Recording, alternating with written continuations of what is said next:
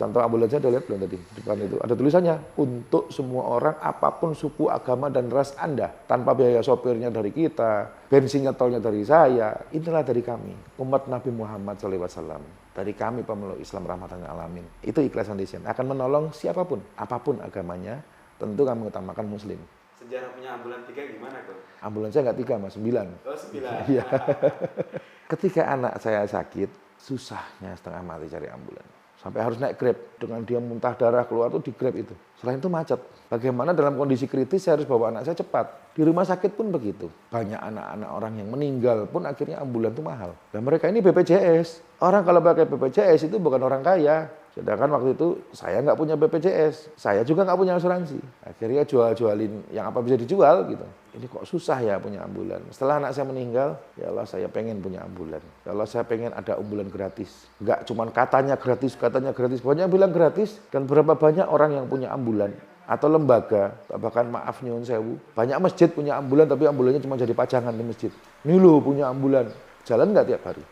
Cara paling mudah untuk ambulan ini menjadi pahala jariah bersama, kerjasama sama rumah sakit, kerjasama dengan puskesmas terdekat, kerjasama dengan dokter-dokter klinik terdekat. Mereka pasti butuh dan mereka pasti hubungi. Dan ambulan itu pasti jalan. Jadi kalau lihat garasi saya, mobilnya 4 mas, yang 3 ambulan gitu.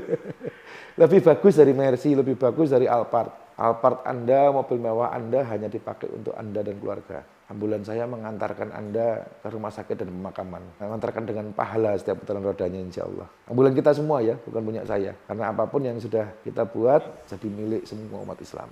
Kenapa begitu lega atau ikhlas banget melepaskan dunia untuk itu? Sebelum masuk Islam sudah seperti itu soalnya mas.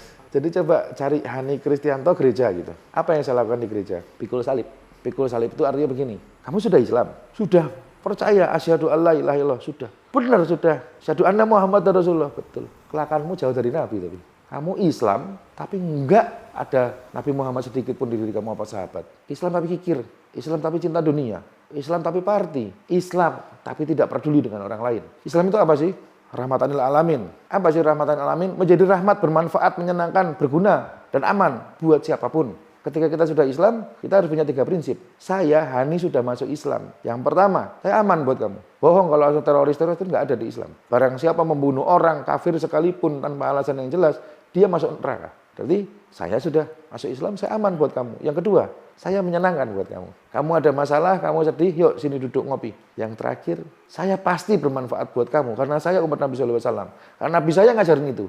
Apa yang sudah kita lakukan dan kita korbankan untuk Islam, untuk Allah dan untuk Nabi SAW. Jangan merasa berkorban, jangan merasa berjasa, jangan merasa punya harta, sesungguhnya itu punya Allah. Jangan pernah berharap minum dari telaganya Nabi kalau kamu tidak melakukan apa-apa untuk Nabi. Jangan pernah mengaku dirimu Islam kalau kamu nggak pernah melakukan apa-apa untuk Allah dan Rasulnya. Buatlah Nabi kita tersenyum dengan apa yang sudah kita lakukan walaupun kecil. Tapi itu yang terbaik, itu yang ikhlas.